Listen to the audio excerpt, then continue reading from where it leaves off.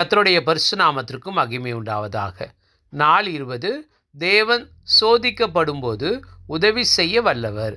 எபிரேயர் 2 அதிகாரம் 18 ஆதலால் அவர் தாமே சோதிக்கப்பட்டு பாடுபட்டபடியினாலே அவர் சோதிக்கப்படுவர்களுக்கு உதவி செய்ய வல்லவராயிருக்கிறார். தேவன் சோதிக்கப்படுவர்களுக்கு உதவி செய்ய வல்லவராயிருக்கிறார் என்ற வார்த்தையை விசுவாசத்துடன் இந்த நாளிலே பலமுறை சொல்லுவோம். சோதனை வந்தால் நீங்கள் தனியாக இல்லை. தேவன் உங்கள் போராட்டத்தை அறிந்திருக்கிறார். அவரிடத்தில் ஜெபித்து அவருடைய வல்லமையை பெற்று பாவத்துக்கு எதிர்த்து நில்லுங்கள். ஜெபம். அன்புள்ள தேவனே, என் சோதனைகளையும் பலவீனங்களையும் அறிந்திருக்கிறீர். சோதனையில் உம்மை நாடி உமது உதவியால் வெற்றி பெற எனக்கு வல்லமை தாரும். உமக்கு பிரியமான வாழ்க்கை வாழ செய்யும். இயேசுவின் நாமத்தில் ஜெபிக்கிறேன் நல்ல பிதாவே, ஆமேன். இந்த நாளில் 3, 4 குறைந்தபட்சம் ஒரு 5-6 முறையாவது தேவனுடைய உதவியை கேட்டு ஜெபியுங்கள்.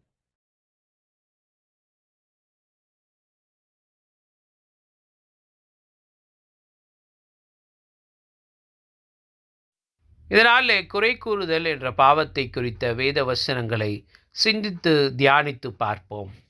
யாக்கோபு 5 அதிகாரம் 9 சகோதரே, நீங்கள் நியாயம் தீர்க்கப்படாதபடிக்கு ஒருவருக்கொருவர் விரோதமாய் முறையிடாதிருங்கள். இதோ நியாயாதிபதி வாசற்படியில் நிற்கிறார் என்று எழுதியிருக்கிறதே. நமது ஆண்டவர் சொன்னது போல நாம் சொல்வோம். இந்த வசனத்தை மனப்பாடம் செய்யுங்கள். இந்த வசனத்தை இன்று பலமுறை சொல்லி பாருங்கள். இந்த வசனத்தை உங்கள் கையால் ஒரு முறை எழுதுங்கள்.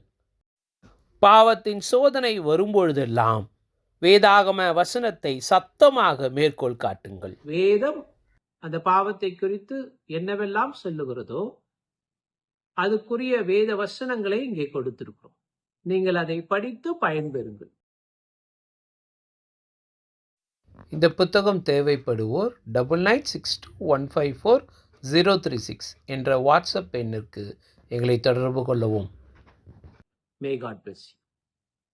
Turn to the Believers என்ற இந்த யூடியூப் சேனலை சப்ஸ்கிரைப் செய்யுங்கள். மற்றோடு பகிர்ந்து கொள்ளுங்கள். தேவன் உங்கள் ஒவ்வொருவரையும் ஆசீர்வதிப்பார். May God bless you.